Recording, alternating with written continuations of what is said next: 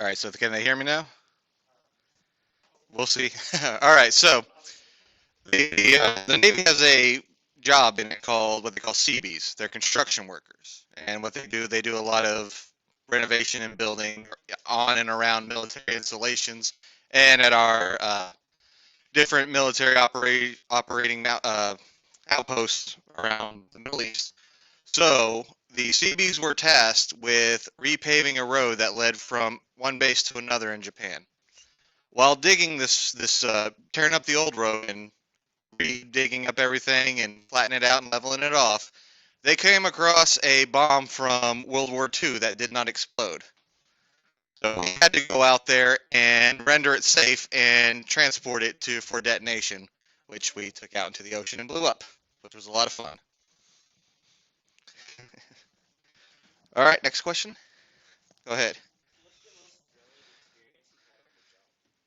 Most thrilling experience I've had on the job, police wise or military wise? Why not both? Let's see. Police wise, it would be. So I had the fortune to save a man's life early on in my career. I received a life saving award. This individual was an older man, heavier set, a lot of health complications. He actually stopped breathing and his heart stopped prior to me getting there. I got there before paramedics did and rendered CPR on him and kept his heart beating long enough for life-saving measures to work once they got there. They ended up drilling in his shin and connecting a line directly that way. I forget what it's called, but they pumped him full of medicine that way, and he, I think, spent a week in a medical-induced coma and made a full recovery. That's probably one of my most, favorite moments, police-wise.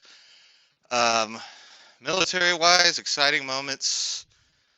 Uh, First deployment, I would say, because it's both scary and exciting because this is what you sign up for.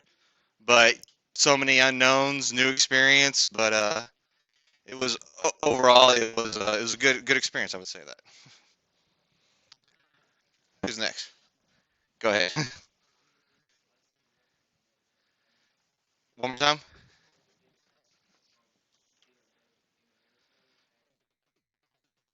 So biggest lessons I've learned from the military and from being a police officer. I would say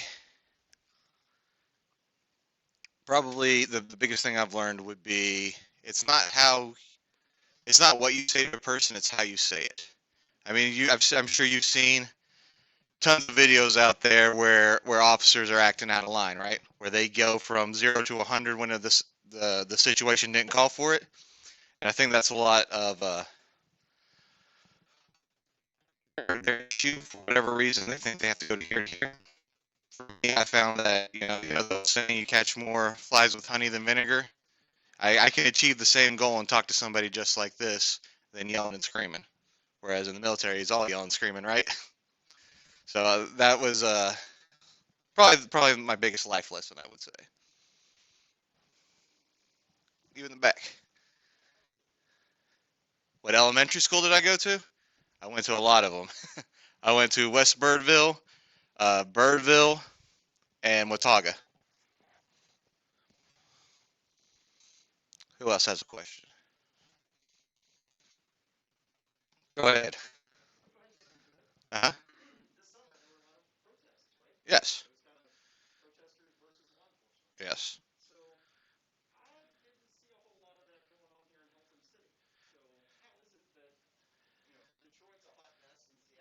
Hmm.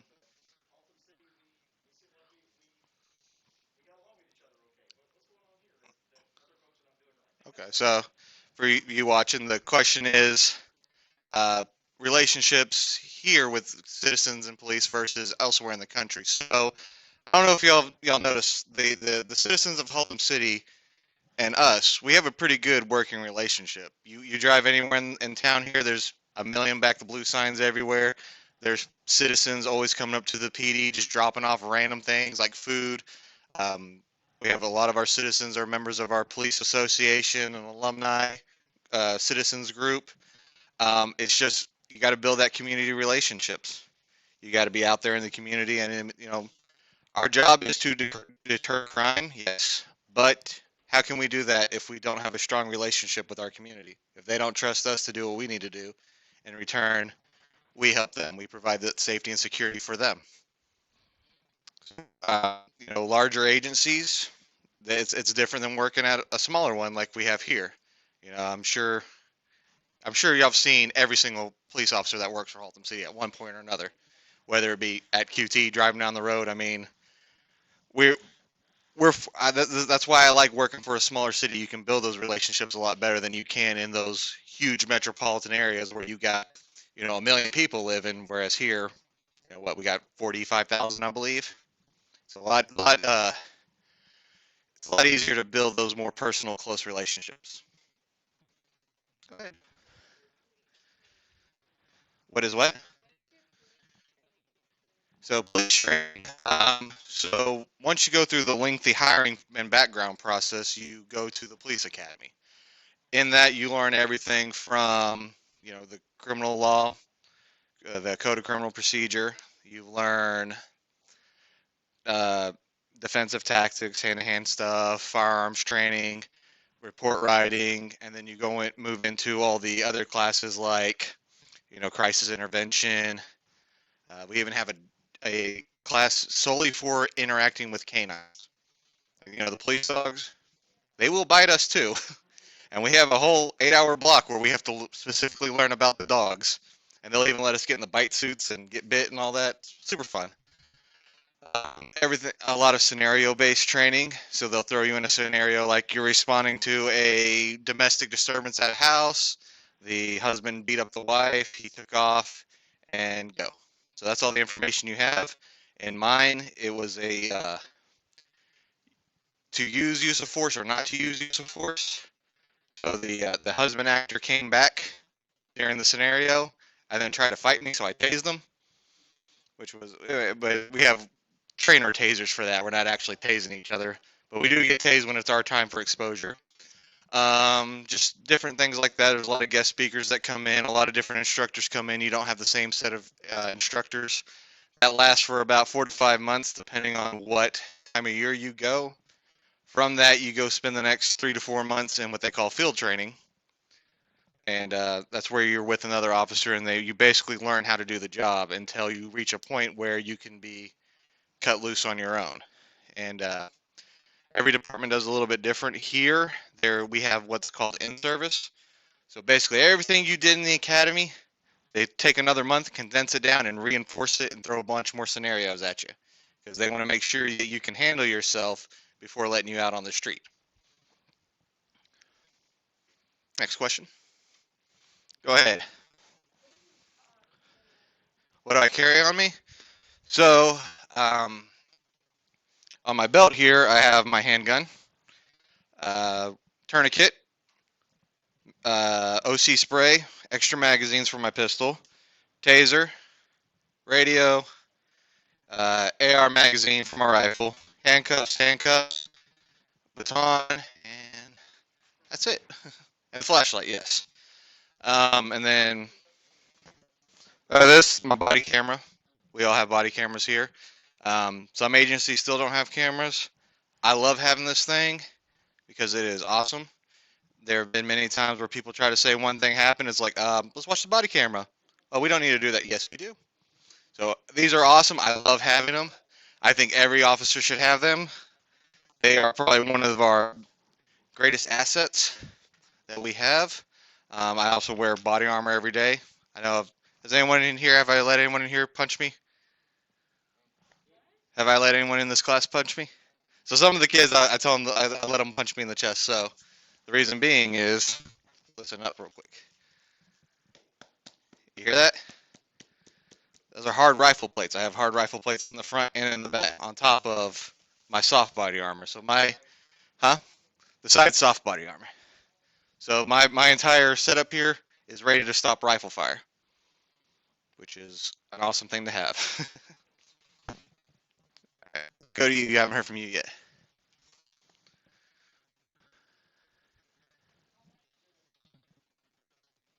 How much is what? Armor police? Like, what do you mean? Oh, how much do they weigh? Well, here, I'll pass it around and let y'all try it out. You want to feel it?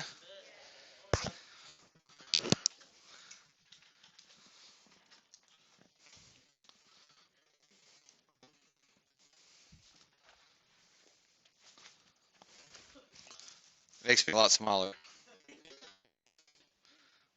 Take this off so it doesn't fall. Probably already sweaty. Put it on? Go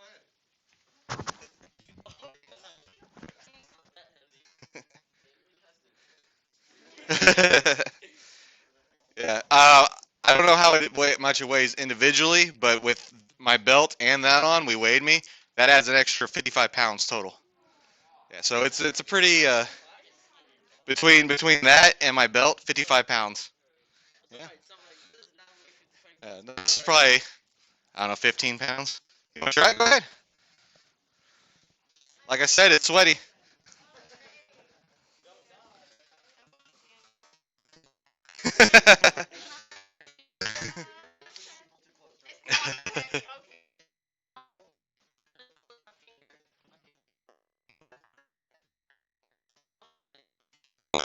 It distributes the weight across your body.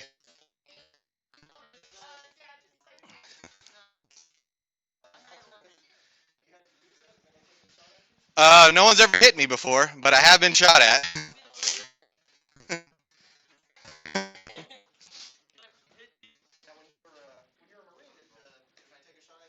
Oh yeah, but again, I've been fortunate to never been shot. I've been shot at, but I've never been shot. So good luck there, I guess.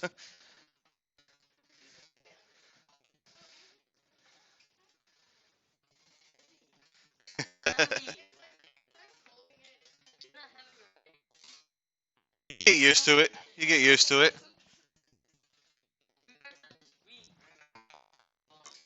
So in the police academy, they make you wear your vest all day, every day. You wear it all the time to get used to it. Do I have any problems? I have tons of back problems.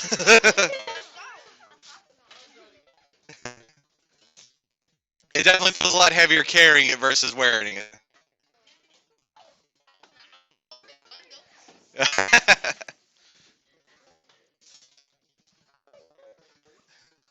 Yes.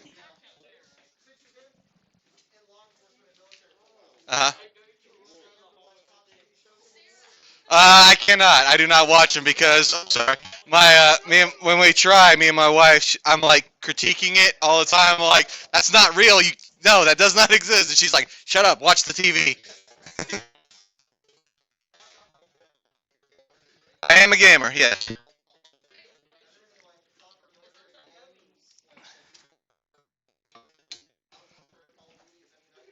Uh, the older ones were more better. There was the last Medal of Honor game they released. I forget what it was called.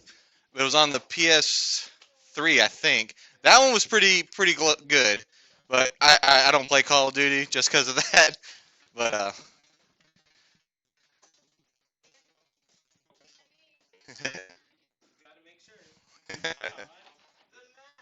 yeah, I forgot it was Superhero Day. I was gonna wear my Star Lord helmet.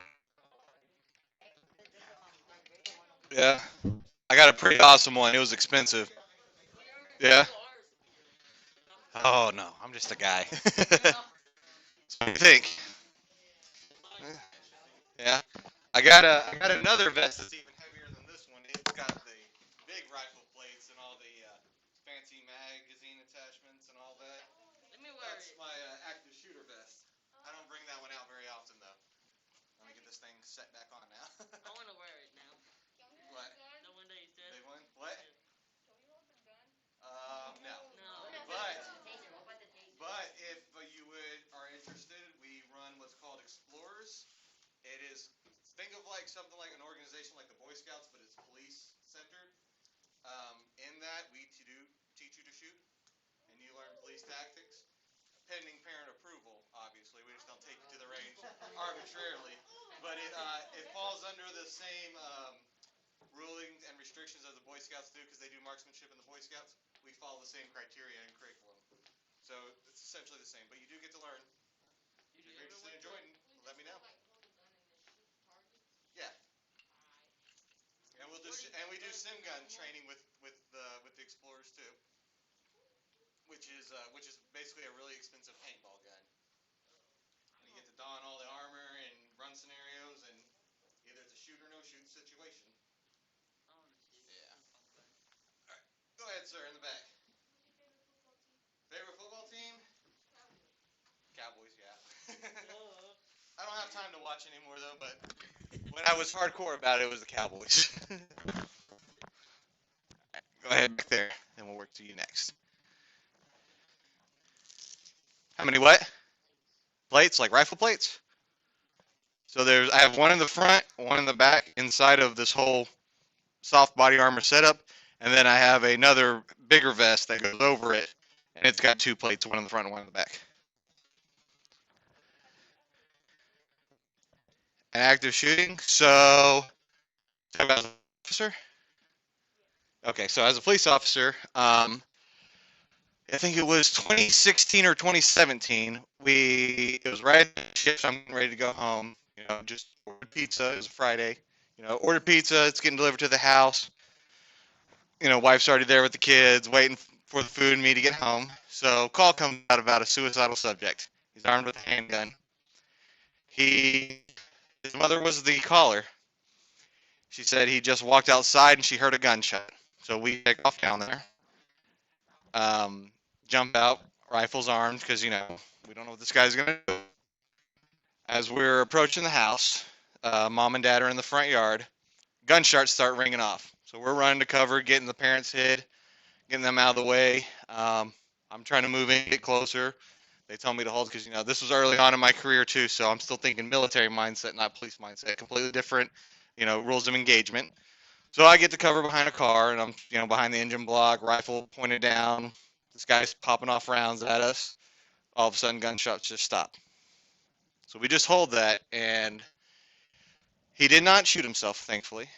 He ended up several hours later, after we got the robot out there and SWAT and all that, they shot the gas canisters into the house to try and gas them out.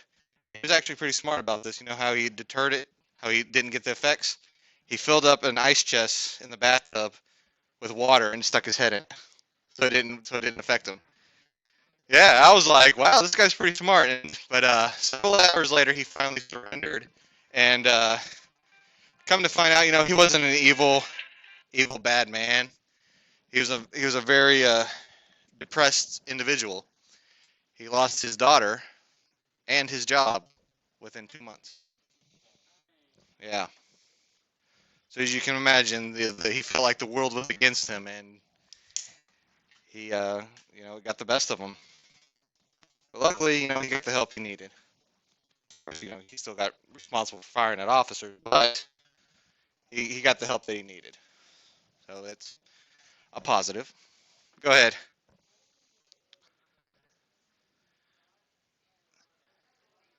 The biggest criminal I've caught. Like no one of any notoriety in the sense of like worldwide manhunt or anything, but I mean, I've arrested murderers, people who carjackers. I've been in plenty of pursuits where we've chased cars, and I had one that ended outside of the hospital district. You have all concrete buildings there. So I'm like yelling at this guy, trying to get him out of the car. The helicopter's going above. We're in this concrete between a parking garage and a hospital. So the sound's just echoing, and it was a mess. But yeah, if it's a crime, I've arrested somebody for it. Go ahead. Have I ever caught a student doing something? Yes, I have. Like I said before the beginning, my job isn't to get you in trouble; it's to keep you out of trouble and educate you on the law, and make sure you don't. Yeah, we'll make sure you don't repeat these behaviors. But there comes a certain point where some students who just don't care, and my job is still a police officer, and I have to do what I have to do. And I've taken several students to the juvenile detention center on Kimbo Road. Have you ever heard of that? No. So it's a jail for juveniles, and it is a very miserable place. You sit in a room probably about as wide as this table and about from the wall to the other end of the table. It's got concrete on all sides. You have a lawn chair, like a plastic lawn chair, and a glass front, and that's it. And you just sit there. Oh yeah, it's not a place you want to be. But, depends on what your crime is. Sometimes they'll let you go maybe the next day. Sometimes they'll keep you there for a while. There was one student I arrested who is around this time last year, and he didn't get out till after New Year's. Yeah, yeah. Go ahead. The worst what? Worst day I ever had in military and worst day I ever had as a officer. So military, my worst day would be, this actually wasn't a combat zone. This was back home, well, North Carolina, where I was stationed. We had a what's called a master gunnery sergeant. It's the highest enlisted rank on. So we have master gunnery sergeant and sergeant major. They're even with each other. His job, basically, he was the big boss, and my job, he was our big boss. You know, the guy that shows up late, drinks his coffee, talks with everyone, then leaves early to go hunting. That was this guy. Super awesome guy. Loved him to death. He was about to retire on his way out of the Marine Corps. So in the Marine Corps, you got to meet height and weight standards, all this, that, and the other, right? So even to get out, he had to maintain that. So he was, starting to work out again, getting back in shape so he could do his separation physical. Well, in doing so, he pushed himself too hard, came back from the gym, didn't look right, and basically had a heart attack right then and there in our shop and died as he was about to retire. Probably the saddest day I ever had because it was so unexpected. He was only 48. Yeah. Yep. He was just about to retire to enjoy his life and with his wife and family that he's made all these sacrifices, or he sacrificed a lot of time with them during his time in the Marine Corps because he did it all. He was a drill instructor in the schoolhouse, all these different, what they call A-billets, additional duties. He was doing all this stuff throughout his career. He's finally at a point where he just gets to do nothing. And that happens. Police-wise, it would be, I'll say this, in police work we see a lot of bad stuff, a lot of stuff that would bother anybody. And I will say that a lot of the calls that get me the most are the ones involving small children, and those are the ones that stick with you. I'll put it that way. Who's next? Go ahead.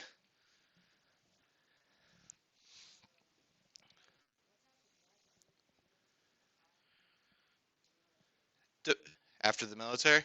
So, question is jobs after the military. So it depends on what they call.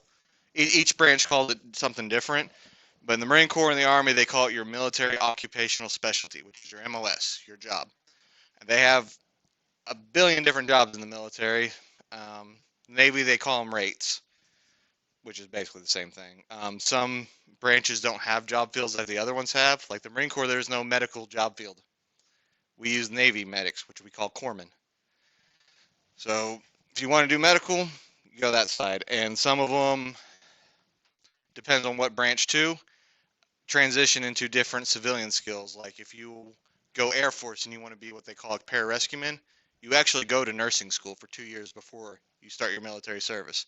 Like you get a certified bachelor's in nursing degree to go into that job field. Every job transitions into something in the civilian world, and there's a lot of companies that on their website they have a resource center for veterans. You go in there, type in what your job was, and they have a drop down list. You just select what branch you served, what your job was, and they transition into what your job would, what the equivalent is on the civilian side, and help you get hired. So that there's tons and tons of jobs out there. Go ahead, we'll go this way. I was a corporal when I got out. I was in during from 2009 to 2013, whenever the drawdown happened. So my job field locked up. As soon as I rated a cutting, what they call a cutting score is how you promote. For sergeant, I was in zone, but then they locked it out. So at that point, I was stay in and wait, or get out and try something different. I chose to get out, and I'm happy with with my choice. I do miss it every day, but I like what I do. Biggest regret. Um, hmm. Well, I guess it would kind of be that. I kind of would have liked to have stayed in, but at the same time, I'm happy with my choice. But I think I would have had a lot more fun the other side, going to other countries still. My wife really wants to go to Japan again. Go ahead. What's up? So I got out over the past several years. I have a friend that was stationed with me on and off through over the years. He keeps getting these military contract jobs. You know what those are? So military contractor jobs are the guys that go overseas and like they're private auxiliary forces that get paid pretty good. He just got back from somewhere in Africa. I want to say it was I think it was Djibouti is where he was. They blew up a camel. But yeah, so funny story. This is what he told the story he told me when he came back. So they were it was night. One guy's pulling security perimeter duty, and he sees something coming through the barbed wire fence, thinking that it's insurgents or whatever. He decides to shoot an AT-4 rocket launcher at it and blew it up. And they said, well, it turned out to be a camel. And he goes, well, why did you shoot it with that? He's like, I never got to shoot it before. I wanted to see what happened. I thought we were getting invaded. So, I mean, I get it. I get it. I've shot an AT-4. It is a lot of fun. So I get why he wanted to. Go ahead.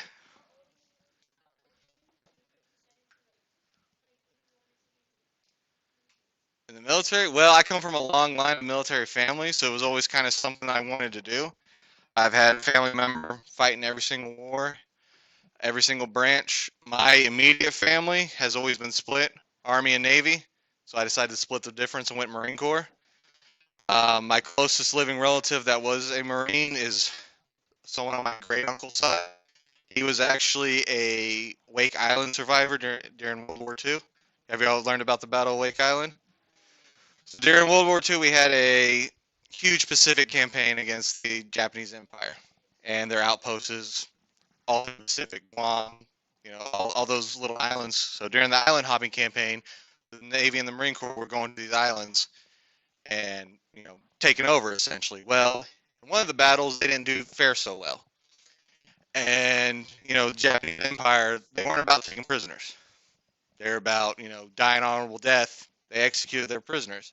So at the Battle of Wake Island, because of how tenacious the Marines fought, they did not execute them. They let him go. It was one of the surviving Marines from that. Go ahead. Say again. I shot somebody before.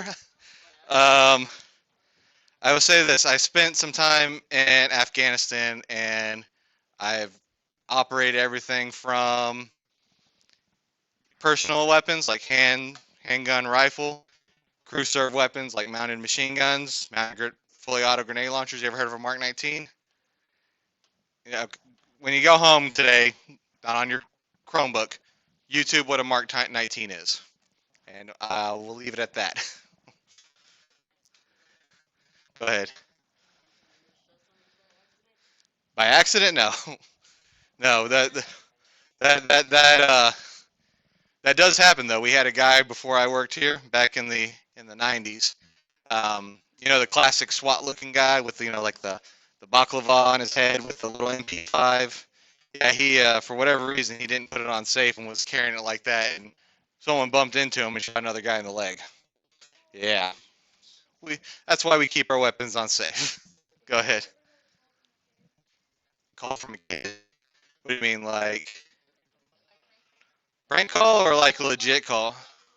Oh yeah, all the time, especially small children. It happens a lot during domestics. Like parents will be fighting, and the kids, you know, Yeah, they'll go into another room or a closet and they'll call.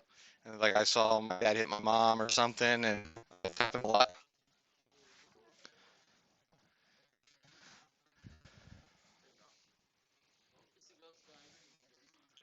You go check him. Go ahead.